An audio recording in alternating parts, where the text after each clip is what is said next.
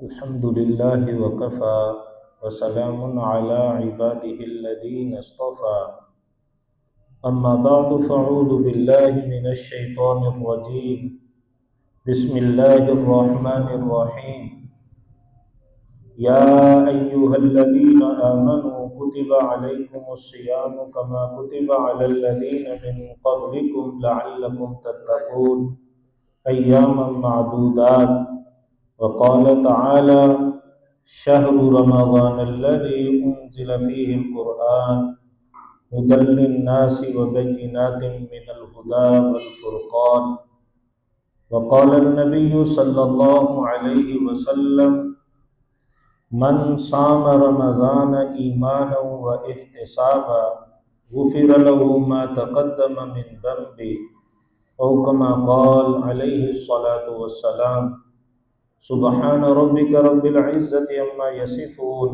وسلام على المرسلين والحمد لله رب العالمين۔ درود پاک۔ اللهم صل على محمد وعلى آل محمد كما صليت على إبراهيم وعلى آل إبراهيم إنك حميد مجيد۔ اللهم بارك على محمد وعلى آل محمد كما باركت على إبراهيم وعلى آل إبراهيم إنك حميد مجيد۔ اللہ رب العزت کا فضل اور احسان ہوا، اللہ نے ہمیں یہ رمضان المبارک کا مہینہ زندگی میں دوبارہ نصیب فرمایا۔ اللہ رب العزت کا اس پہ ہم شکر ادا کریں۔ اگر ہم اپنے گرد و پیش کا اندازہ لیں، جائزہ لیں، تو کتنے لوگ تھے جو پچھلے سال رمضان المبارک میں تھے، اس رمضان المبارک میں نہیں ہیں۔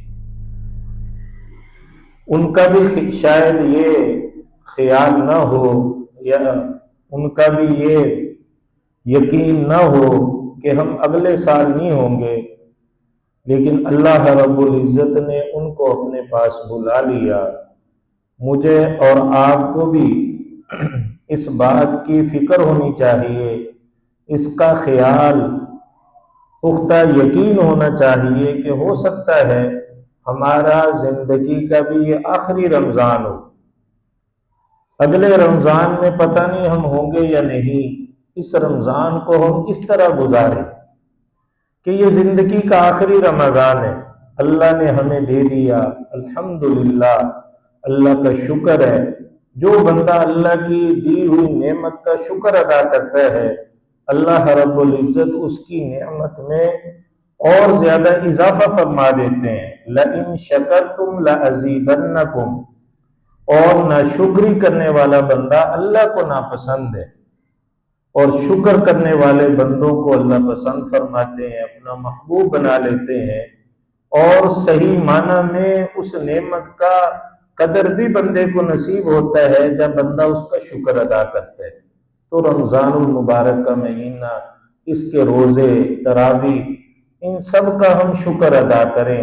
اللہ رب العزت نے یہ ہمیں دیے، یہ نہیں کہ ہم کہیں چلو رمضان آ گیا اب تو روزے رکھنے ہی ہیں، تراویح پڑھنی ہے، نمازوں کا اہتمام کرنا پڑے گا، تو یہ اس طرح نہ ہو، بلکہ ہمارا ایک جذبہ ہو، شوق ہو۔ آپ صلی اللہ علیہ وسلم نے فرمایا کہ اگر میری امت کو پتہ چل جائے کہ اس رمضان میں اللہ رب العزت نے کیا کیا عظمتیں، برکتیں رکھی ہیں، تو یہ خیال کرنے لگ جائیں کہ پورا سال رمضان ہی رہے۔ ایسی خیر و برکتیں اس مہینے میں اللہ نے رکھی ہیں۔ بندے کو اللہ تعالیٰ ایسے عطا فرماتے ہیں کہ کوئی بھی ایمان والا اس مہینے میں محروم نہیں رہتا، نیک عمل کی وجہ سے نہیں، یہ اللہ نے جو ایمان دیا ہوا ہے، اس ایمان کی برکت سے، اللہ رب العزت کی رحمت سے اس مہینے میں کوئی بھی محروم نہیں رہتا، اس کو حصہ ضرور ملتا ہے، کچھ نہ کچھ وہ حصہ پا لیتا ہے۔ آپ صلی اللہ علیہ وسلم نے فرمایا رمضان المبارک کا پہلا عشرہ یہ رحمت ہے، دوسرا عشرہ مغفرت ہے، گناہوں کی معافی ہے۔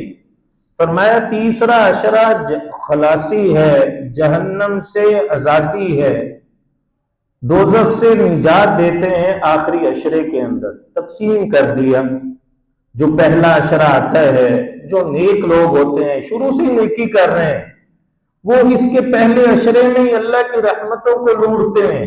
جیسے ہی رمضان شروع ہوتا ہے، کیونکہ انہوں نے پہلے سے ہی اپنی دلوں پہ محنت کی ہوتی ہے، اپنی روحانی قوت کو مضبوط کیا ہوتا ہے، اللہ کے ساتھ ان کا تعلق ہوتا ہے، جیسے ہی رمضان المبارک شروع ہوتا ہے ان کے تعلق میں مزید اضافہ، اللہ کی رحمتیں ان پہ برستی ہیں۔ یہ پہلے عشرے میں ہی حصہ پا لیتے ہیں۔ دوسرا عشرہ شروع ہوتا ہے، جنہوں نے پہلے عشرے کے اندر اللہ کی رحمت کی وہ برکتیں، وہ رحمتیں، وہ لوٹ مال کا جو سیل اللہ نے لگائی ہوئی تھی، اس سے وہ نفع اتنا نہیں اٹھا سکے، تو وہ دوسرے عشرے میں پہنچ جاتے ہیں۔ گناہوں کی بخشش، مغفرت، اللہ سے معافی مانگ لیتے ہیں۔ کچھ پہلے عشرے کا رنگ چڑھ چکا ہوتا ہے، اور یہ دوسرا عشرہ آتے ہی اللہ پھر ان کے گناہوں کو جلانا شروع کر دیتے ہیں۔ ان کی بھی بخشش اور مغفرت اس آخری عشرے میں ہو جاتی ہے۔ اور اگر کوئی ایسا بندہ ہے کہ دل زیادہ ہی اس کا زنگ آلود ہو چکا ہے، اللہ کی نافرمانی 11 مہینے کر کر کے اس نے اپنے آپ کو اللہ سے اتنا دور کر لیا، اللہ سے تعلق کمزور کر لیا، پہلا عشرہ رحمت کا گزرا، مغفرت اور دوسرا عشرہ مغفرت کا، بخشش کا گزرا، لیکن وہ اتنی توجہ نہ کر سکا، تیسرا عشرہ آ جاتا ہے نجات کا، جہنم سے خلاصی کا۔ اس میں تو اللہ تعالیٰ بندوں کی بخشش اور مغفرت بہت زیادہ فرماتے ہیں۔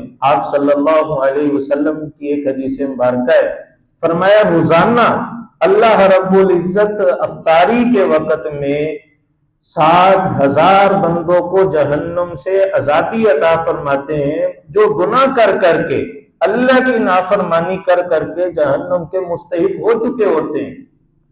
ایک روایت میں آتا ہے کہ روزانہ 4 لاکھ بندوں کی اللہ تعالیٰ بخشش و مغفرت فرماتے ہیں، اور ایک حدیث مبارکہ کے اندر آتا ہے روزانہ افطاری کے وقت میں 10 لاکھ بندوں کو اللہ تعالیٰ جہنم سے آزاد فرماتے ہیں۔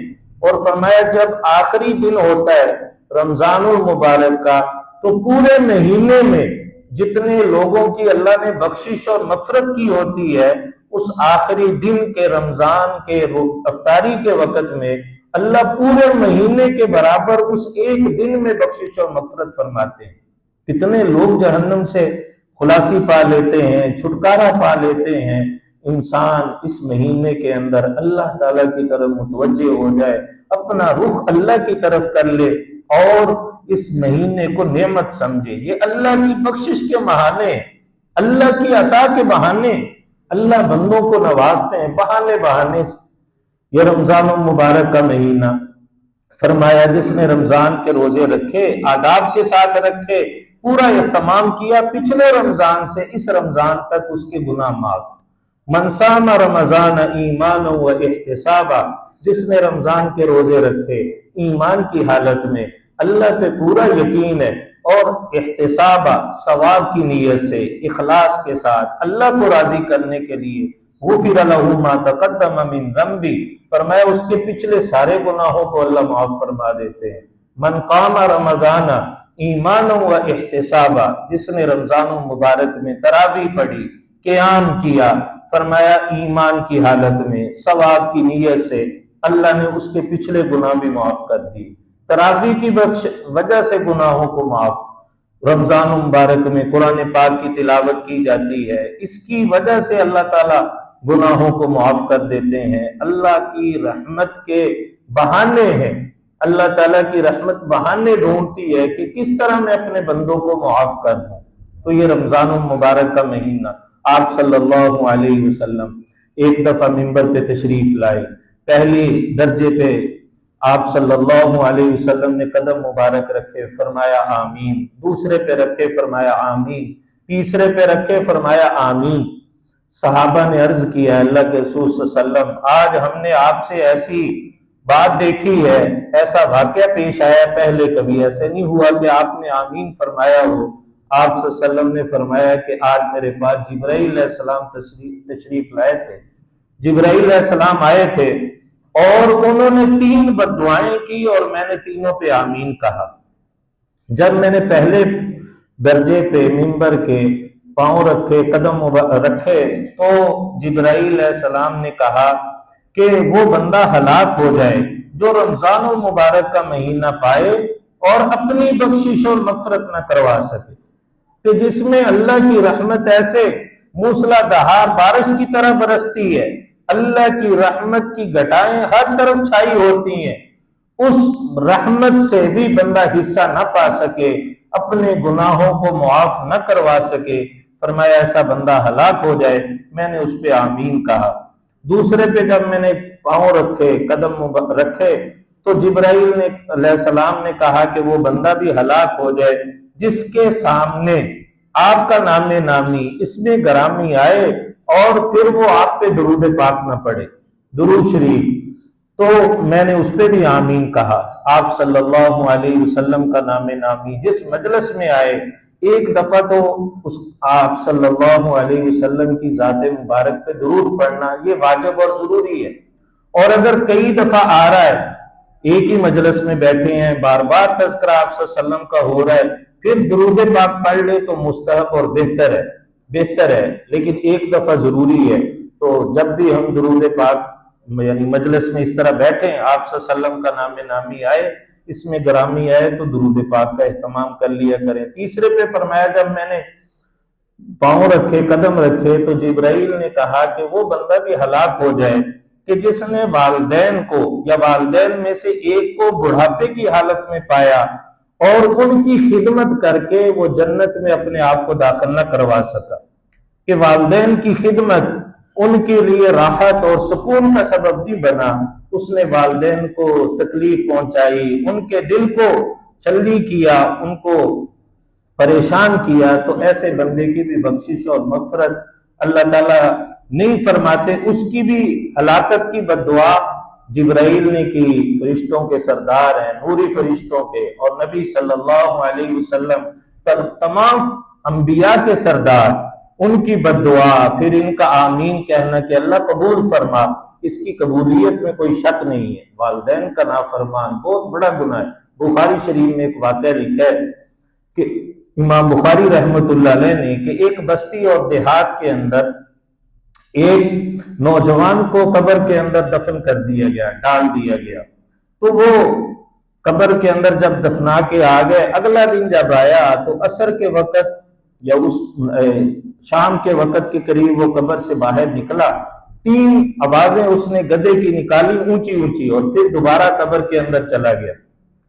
تو روزانہ یہ اس طرح کا معاملہ ہوتا، تو اس کی والدہ تھی، وہ علماء وہاں کے اکٹھے ہو کے اس کی والدہ کے پاس گئے کہ تیرے بچے کا کیا معاملہ ہے، یہ تو قبر کے اندر جانے کے بعد تو بندے اور اللہ کا معاملہ ہے، اب آپ بتائیں کوئی اس کی ایسی غلطی ہو، کوئی کمی ہو زندگی میں۔ تو اس کی والدہ نے کہا کہ میرا بچہ ہے تو میرا بیٹا، لیکن یہ شرابی تھا، شراب پیتا تھا، اور جب یہ گھر میں آتا میں اس کو منع کرتی، بیٹا شراب نہ پیا کرو، اچھی چیز نہیں ہے، یہ مجھے کہتا ہو گدھی، تو مجھے روک رہی ہے، گدھی کہتا تھا، تو اللہ نے اس کو یہ سزا دے دی کہ اب یہ قبر سے نکلتا ہے، گدھے کی آواز نکالتا ہے، اللہ اس کو یہ سزا دے رہے ہیں۔ تو دکھا دیتے ہیں بعض دفعہ اللہ تعالیٰ، ورنہ قبر کا معاملہ تو اللہ تعالیٰ بندوں سے چھپاتے ہیں۔ حدیث مبارکہ کے اندر آتا ہے کہ اگر تمہیں پتہ چل جائے کہ مردوں کے ساتھ کیا ہو رہا ہے، تو تم قبر کے اندر کبھی بھی اپنے رشتہ دار کو، عزیز کو قبر کے اندر نہ ڈالو، اس لیے اللہ نے قبر کو انسانوں کی نظروں سے مخفی رکھا ہوا ہے، وہ چھپی ہوئی چیز ہے، انسانوں کو اس کا نہیں پتہ چلتا۔ بعض دفعہ اللہ تعالیٰ دکھا دیتے ہیں۔ آپ صلی اللہ علیہ وسلم کے زمانے میں بھی آپ صلی اللہ علیہ وسلم جا رہے تھے تو دیکھا، ایک فرمایا کہ ان قبر والوں کو عذاب ہو رہا ہے، اور فرمایا ان کو عذاب کوئی بڑی چیز کی وجہ سے نہیں ہو رہا، 2 ان کے اندر گناہ تھے، فرمایا کہ ایک تو یہ چغلی کھاتے تھے، اور دوسرا یہ ہے کہ پیشاب کی چھینٹوں سے اپنے آپ کو نہیں بچاتے تھے۔ تو بعض دفعہ اللہ تعالیٰ اس طرح کے واقعات دکھا دیتے ہیں۔ تو آپ صلی اللہ علیہ وسلم نے منبر پہ یہ 3 بددعائیں اور اس پہ جبرائیل علیہ السلام نے بددعائیں کی، آپ صلی اللہ علیہ وسلم نے اس پہ آمین فرمایا۔ تو ہم رمضان المبارک کا یہ جو برکتوں رحمتوں والا مہینہ شروع ہو گیا ہے، اس کے اندر ہم پورا اہتمام، پوری توجہ دھیان کے ساتھ روزے رکھیں۔ بعض دفعہ ہم روٹین میں کام کر رہے ہوتے ہیں تو اس کی طرف توجہ دھیان نہ ہونے کی وجہ سے اس کی برکتوں سے محروم رہ جاتے ہیں۔ اب جیسے ہم نماز پڑھتے ہیں، بعض دفعہ انسان آتا ہے، وضو کرتا ہے، نماز پڑھتا ہے، اس کو توجہ دھیان ہی نہیں ہوتا میں نماز پڑھ رہا ہوں۔ اور بعض دفعہ اگر ہم ابھی جائزہ لیں اپنی نماز کا، 2 رکعت نماز میں اگر ہم دھیان سے پڑھنے لگ جائیں، کئی لوگ کہتے ہیں ہم نماز بھول گئے، پہلے وہ صحیح پڑھ رہے ہوتے ہیں، 4 رکعتیں پڑھ لیتے ہیں، 2 پڑھ لیتے ہیں، کہ روٹین میں پڑھ رہے ہیں، دھیان توجہ نہیں، آئے رٹی رٹائی نماز، اللہ اکبر سے السلام علیکم ورحمۃ اللہ کہا اور چلے گئے، لیکن دھیان توجہ نہیں ہوتا۔ ایسے ہی رمضان المبارک ہے یا دوسری دیگر عبادات ہیں، اس میں ہمارا دھیان توجہ بعض دفعہ نہیں ہوتا۔ تو یہ رمضان المبارک کی بھی ابتدا ہے، آج دوسرا دن ہے، تو ہم اس میں دھیان کے ساتھ روزہ رکھیں کہ میں نے روزہ رکھا ہوا ہے۔ اور روزہ ایسی عبادت ہے، آپ صلی اللہ علیہ وسلم نے ایک صحابی کو فرمایا کہ روزہ ایسی عبادت ہے لا مثل لہ، اس کی مثال اور نہیں ہے، یہ ایسی عبادت ہے۔ آپ صلی اللہ علیہ وسلم نے فرمایا، اللہ جل شانہ فرماتے ہیں الصوم لی، روزہ میرے لیے ہے اور روزے کی جزا اور بدلہ بھی میں ہی دوں گا۔ اور کسی عبادت میں باقی فرشتے ثواب لکھتے ہیں، نمازوں کا اجر رمضان میں فرمایا نفل فرضوں کے برابر، ایک فرض 70 کے برابر ہو جاتا ہے، 1 روپیہ خرچ کیا وہ 70 کے برابر ہو جاتا ہے، باقی چیزوں کا اجر اور ثواب بڑھا دیا۔ روزے کے بارے میں فرمایا کہ اس کا ثواب اور اجر میں دوں گا۔ یہ اللہ تعالیٰ کی خاص عنایت ہے اس روزے کی عبادت کے ساتھ۔ اور یہ روزہ ہے بھی ہمارے لیے پریکٹیکل، آگے 11 مہینوں کے لیے، جیسے ہمارا یہ رمضان 1 مہینہ ہے اور دن بھی تھوڑے، مشقت بھی کم، کوئی مال بھی اس پہ زیادہ نہیں لگتا، اللہ کا قرب اس میں حاصل جلدی ہو جاتا ہے۔ حج بڑی مشقت والی عبادت ہے، مال اس میں زیادہ لگتا ہے، وہ بھی اللہ کا قرب ہے، لیکن یہ رمضان ہر بندہ امیر ہو غریب ہو اس عبادت کو انجام دے سکتا ہے اپنی اپنی جگہ کے اوپر۔ اللہ نے رکھا بھی یہ 1 مہینے کے لیے، تھوڑا سے اس کے دن ہے، تو اس میں ہم دھیان کے ساتھ، توجہ کے ساتھ، پورے آداب کے ساتھ اس کی رعایت رکھتے ہوئے ہم روزہ رکھیں۔ ہماری زبان کا بھی روزہ ہو، جھوٹ سے ہم بچیں، غیبت سے، بہتان سے، الزام تراشی سے، ان تمام چیزوں سے جو گناہ، یہ چھوٹی سی اب 60 گناہ اس زبان کے ساتھ ہیں، متعلق ہیں۔ اگر زبان کا ہم صحیح استعمال کر رہے ہیں اس رمضان میں، جس میں شیاطین بھی اس میں قید ہیں، ایک انسان کا دشمن شیطان ہے، دوسرا انسان کا نفس ہے اندر، تو ایک شیطان جو ہے وہ تو بند ہو گیا، نفس ہے، اس لیے گناہ بعض دفعہ انسانوں سے اس رمضان میں بھی ہو رہے ہوتے ہیں، لیکن بچنا آسان ہے بنسبت دوسرے دنوں کے۔ تو ہم رمضان میں اپنی زبان کو بھی بچا کے رکھیں۔ آپ صلی اللہ علیہ وسلم نے فرمایا کہ یہاں تک اگر تمہیں کوئی برا بھلا کہتا ہے، جھگڑتا ہے، اس کو بھی کہو کہ میں نہیں جھگڑتا، میرا روزہ ہے، بس اتنی بات یہ کہہ کے فرمایا تم خاموش ہو جاؤ۔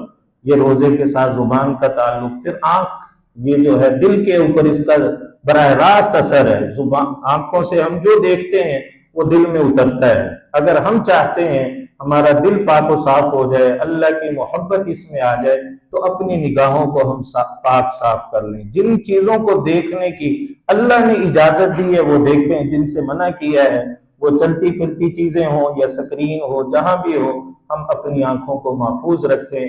بعض لوگ اس میں عمل پوچھتے ہیں، وظیفہ پوچھتے ہیں، رمضان کا کوئی خاص وظیفہ۔ آپ صلی اللہ علیہ وسلم نے فرمایا 4 چیزوں کی اس رمضان مبارک میں کثرت کرو، 4 چیزوں کی۔ فرمایا 2 چیزیں تو تمہارے لیے ضروری ہیں، اللہ کو راضی کرنے والی ہیں۔ ایک تو فرمایا کلمہ طیبہ کی کثرت ہے، لا الہ الا اللہ، اس کی ضربیں، افضل الذکری، ایک حدیث مبارکہ میں اس کی ویسے ہی بڑی فضیلت ہے، تو یہ ہم اس کا اہتمام کر لیں، ذکر اللہ کا، کلمہ طیبہ کا۔ دوسرا فرمایا استغفار، کثرت سے، استغفر اللہ، اللہ میرے گناہوں کو معاف فرما، استغفر اللہ ربی من کل ذنب واتوب الیہ، یہ سارے استغفار کے صیغے ہیں۔ صرف استغفار کہنا اس کا کوئی معنی نہیں ہے۔ بعض دفعہ لوگوں کو دیکھا ہے وہ صرف استغفار کر رہے ہوتے ہیں، یہ تو ایسے ہی ہے جیسے کسی کو کہو بھی درود شریف پڑھنا ہے، وہ کہے درود شریف، کوئی معنی نہیں۔ تو اسی طرح استغفار کا معنی ہے بخشش طلب کرنا، اور استغفر اللہ کہنا چاہیے، کم از کم چھوٹا سیگا یہی ہے، یا اپنی زبان میں ہم کہہ سکتے ہیں اللہ مجھے معاف فرما دے۔ اور دو چیزیں فرمایا کہ تمہارے لیے اس کے بغیر چارہ کار ہی نہیں ہے، تمہاری ضرورت ہے۔ ایک فرمایا جنت کا سوال، اسألک الجنہ، اور چوتھی چیز فرمایا جہنم سے پناہ، وَأَعُوذُ بِكَ مِنَ النَّارِ۔ یہ چاروں چیزوں کا اس رمضان المبارک میں خاص طور پہ فرمایا کثرت کرنی چاہیے۔ اس کا ایک مجموعہ بن جاتا ہے، لا الہ الا اللہ استغفر اللہ اسألک الجنہ وأعوذ بک من النار۔ اللہ سے دعا ہے کہ اللہ تعالی ہم سب کو رمضان المبارک میں روزے، تراویح، قرآن پاک زیادہ سے زیادہ اپنا تعلق نیک عبادات کرنے کی اللہ ہم سب کو توفیق عطا فرمائے۔ وآخر دعوانا ان الحمد للہ رب العالمین۔